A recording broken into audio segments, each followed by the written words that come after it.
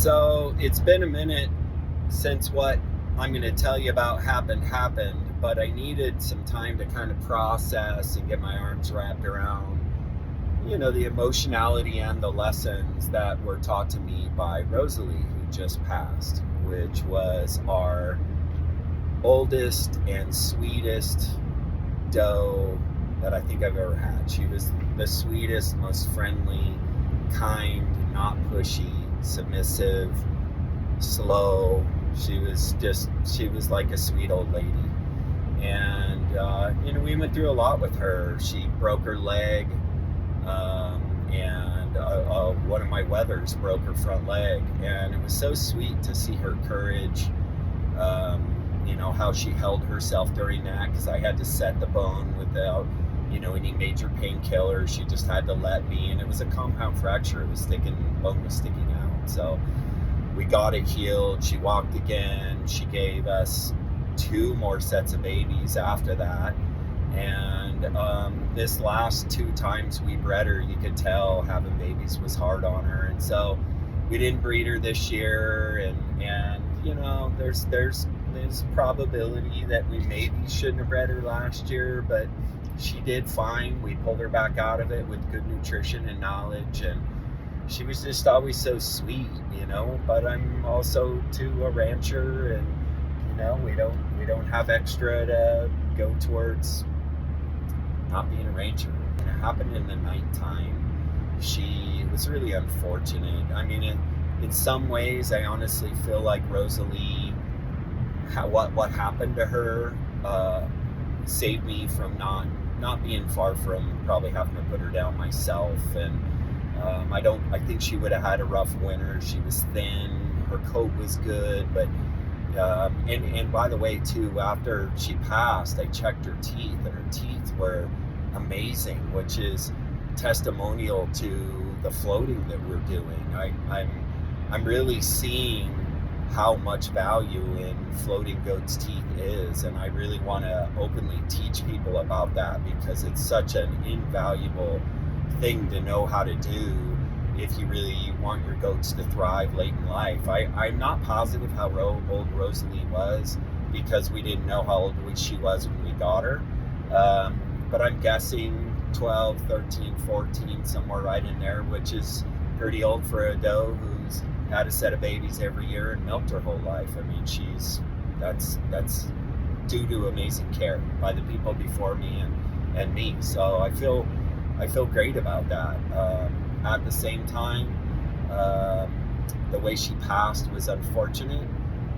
So she actually, I saw her do it once in the pasture about a week before, where she fell, and when she fell with her feet uphill. My pasture is slightly sloped, and so she was laying with her feet uphill, and she couldn't roll over enough or get up enough.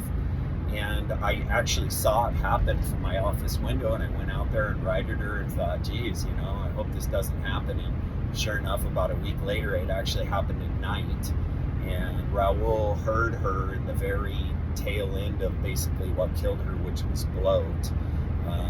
They can't move gas when they're on their side, and especially kind of tilted in a downhill way with their feet up in the air.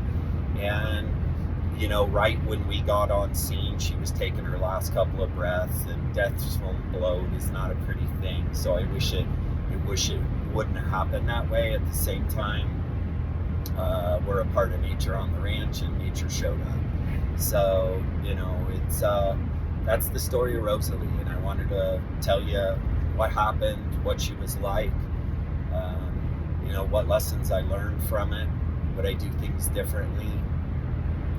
When I really look at how her care was, how her life was, how, she brought resources to us and we brought resources to her, I think we did a pretty dang good job, and so did she. So, again, I think some stories are worth telling in detail, and so if this is a little rambly, I apologize about that. But I think the other issue is that we as a culture have lost our connection to the beauty that death brings us.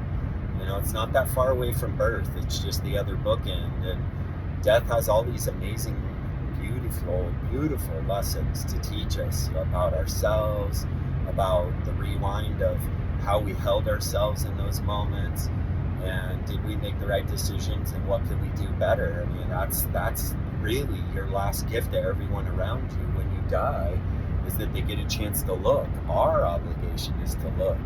So the other side of it is this strange issue with animal death, and that's our source of food.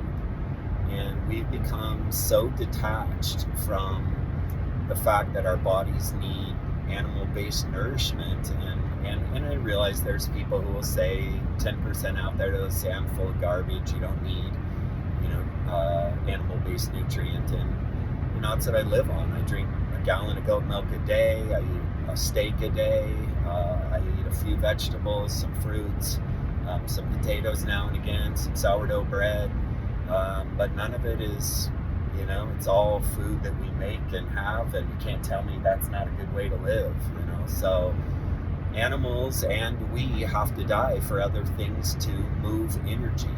You can say to feed ourselves, but what we're all doing is just bouncing energy off one another through our life, through our good decisions, our bad decisions, and everything else. And death is just another step in that process. That something's death is just giving that energy to something else that's going to have it, and then they're going to hand it on too. So I just think we need to get cleaner in our look at what's really happening.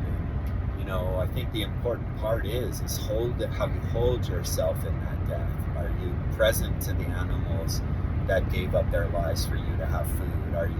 Do you hold space for that? Do you consider that? Do you think about that? Do you hold duty to that? Do you think you should be involved with that? Those are the questions.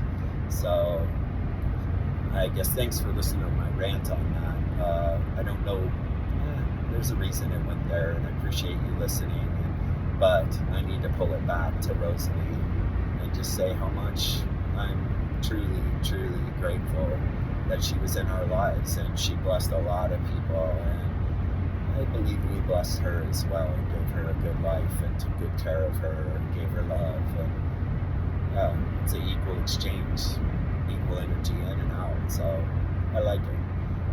But yeah, cheers to Rosalie. I hope it goes well wherever you're going.